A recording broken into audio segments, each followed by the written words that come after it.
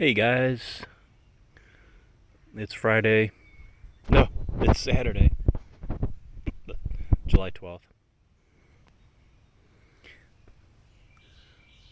I'm not good at making videos, but I'm at my wife and daughter's grave, and I've got my White Claw today and my cigarette, Black Cherry.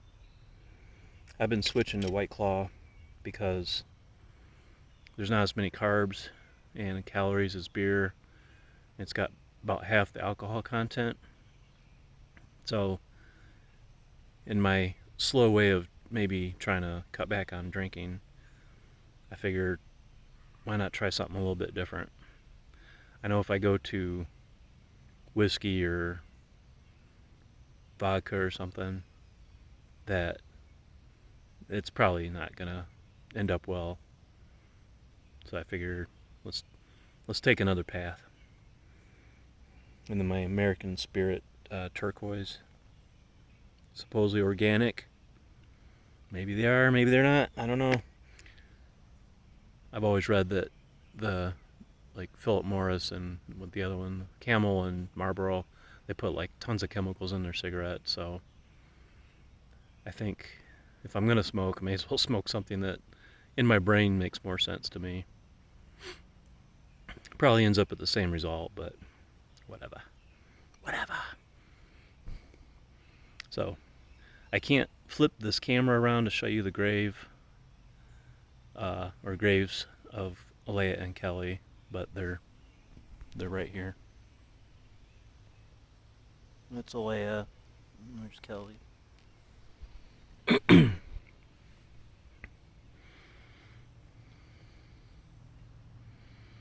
I miss them an awful lot.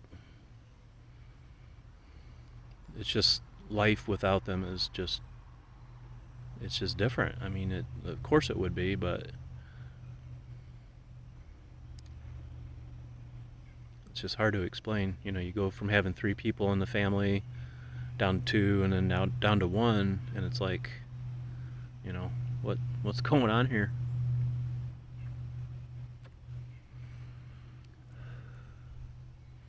Especially at my age, I'm 56. Alea was 16 when she left, and Kelly was 54 when she passed. It's not normal. You know, I have empathy for people in like war countries that lose, you know, the whole families at a time. I know that's a different example, but that's how I kind of feel. It's like I've been through war and I came home and my family's gone. It's just really strange. So, but usually when I come here, I try to close my eyes, and I'll walk you through this. So, what I do is I close my eyes, take some deep breaths, and then I imagine that if you guys been on Google Earth before, where you can like pinch in and pitch out, and you can kind of zoom in, zoom out on the planet and the area that you're in. So what I do is I visualize that. So I zoom in to like maybe an ant on the ground or something, and then I look at myself. I'm like, wow, I'm a lot bigger than that ant. And then I zoom out of my city of Canton, and then I zoom out of the state. I zoom out of the United States, and I get a bigger picture of the globe, and then I go from there outwards towards, like, let's say Saturn or the sun, and I just keep going and going and going, and that's kind of where I think Kelly and Alea are. They're out there in the universe, and we might think we're big because of our egos and stuff, but we're pretty damn small if you think about it. I mean, we're really small. Really, really small.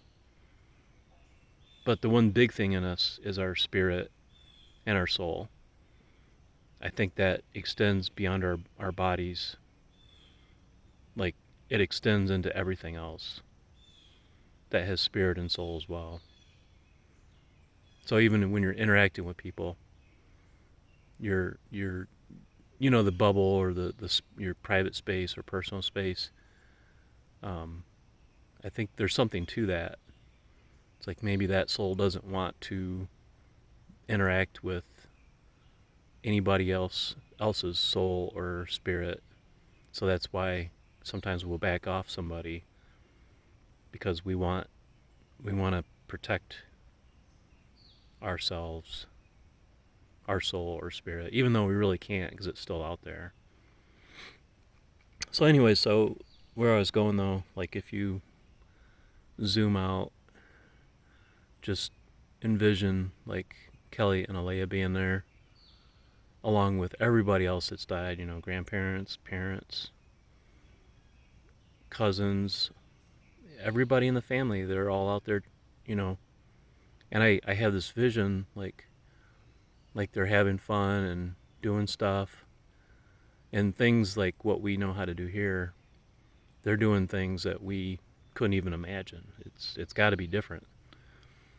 So, and then I give them a big hug. Here on Earth, we called it group hug, where Kelly and Alea and I would just give each other a hug almost every day. And so I still give them a hug in spirit. I just try to spend some time with them. The funny thing is, though, it's like they'll give me a hug, but then they'll kind of move on. Like it's a short period. They don't. It's not. It's almost like they're busy doing other stuff. So I'm not gonna take it personal, but it's just like we're busy now. You know, we're surfing the rings of Saturn, and we can't be bothered right now. And they're probably talking with other people too. They're probably interacting and giving little nudges here and there, and so I don't. Usually, it's a brief 3 or 4 minute thing, maybe, if that. And I don't know if it's because I can't keep my attention span on it for much longer, or if it's just because I feel like, okay, I gave them the hug. If they're really around in soul and spirit, then they can see and know everything I'm thinking anyway. So it's like, what more do they need to know? What more can I tell them that they don't already know?